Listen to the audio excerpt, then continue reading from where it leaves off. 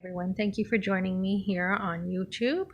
Okay, I want to talk today, like I promised on Instagram. I asked everyone to join me. I want to talk today about what true beauty is. I was in church this morning and I was reading this new book that I got yesterday at the bookstore. And it's called The Lost Art of True Beauty by Leslie Luddy. And what captured my attention in this book and what made me decide to buy this book was I had already been thinking about things and I had thought, the more we spend time with Christ, the more beautiful we feel. The more beautiful we feel because we realize that we are valued before God, we are desired. And a lot of times when we have men in our lives too, the masculinity can also make us feel more feminine, but the real value we get is right from God. So she says on the back of her book, captivating loveliness begins when we encounter the author of all true beauty.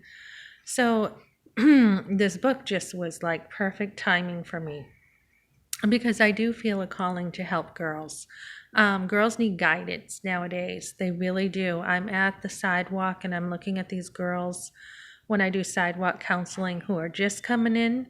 This is not the abortion of 30 years ago. This is, girls coming in and they're rebellious and they act tough and they're just, abortions are going on, 7 days, close to 7 days a week almost. I mean, Monday through Saturday, girls are having abortions, and if it's not a surgical abortion day, it's a chemical abortion.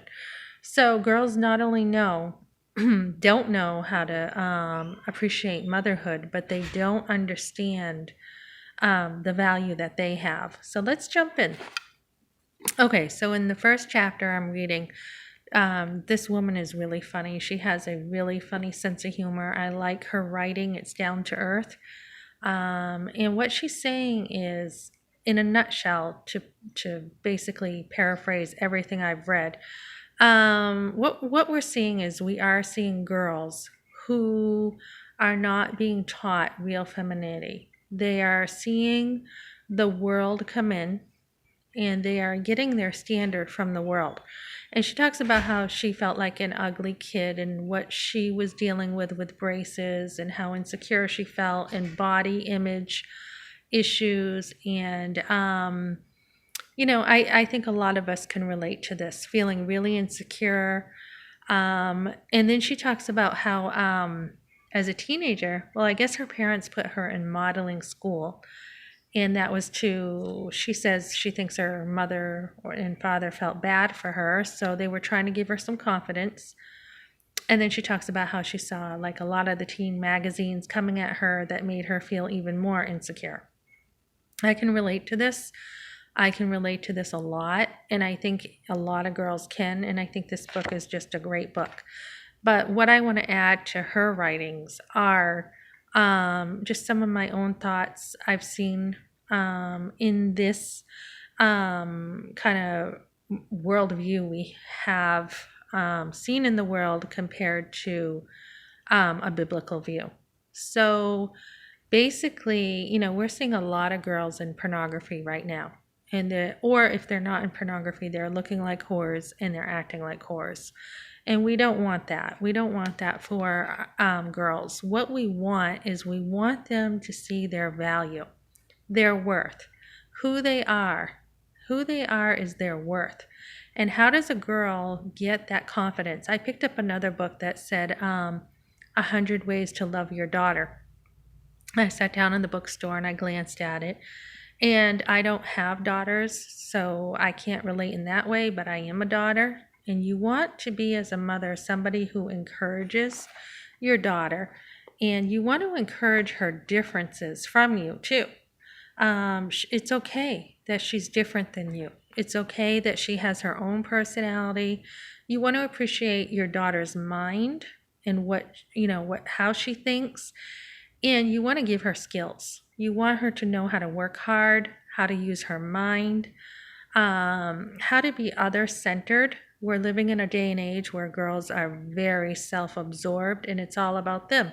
And in this book, she talks about how women, like say in Victoria's Secret models, how rather than having a happy smile on their face, which you would see like say Snow White and Sleeping Beauty, they're very sweet and they have a smile on their face, and women can hold their head up high and act like a princess.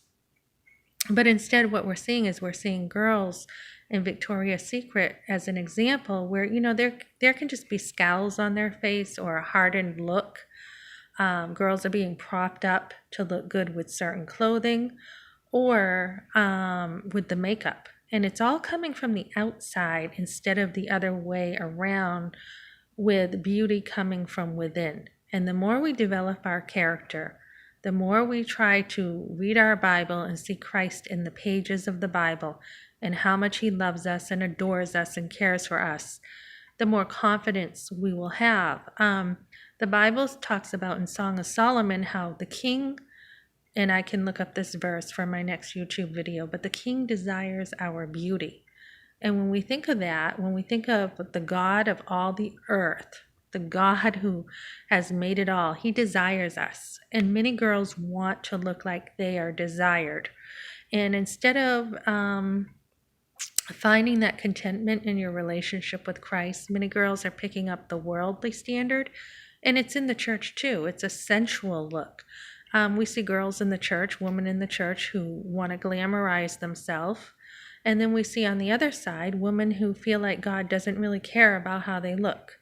It talks about in the Bible in Peter how it is important when a woman adorns herself. And if it wasn't important, I don't think it would be addressed, but she's to adorn herself. And if you think of adorn, you think of like the Christmas tree, you're decorating a tree. So when we adorn ourselves, we decorate ourselves a certain way, and we should be looking godly. And it's okay to have braided hair. It's okay to look nice, but we don't want to be focused on our looks. So many girls feel like they are not respected or not loved if they don't look perfect. So we really want to find a balance with the biblical view of beauty and not give in to the world. And so many girls, like this book says, are just empty inside and they're miserable. And it's a counterfeit, and they're falling into promiscuity, being, sexually promiscuous, and they're destroying their lives. So we want to be women who can not only have this for ourselves, but encourage the younger generation. Okay, thanks for watching, and I will be going through this book in my next YouTube. Thank you.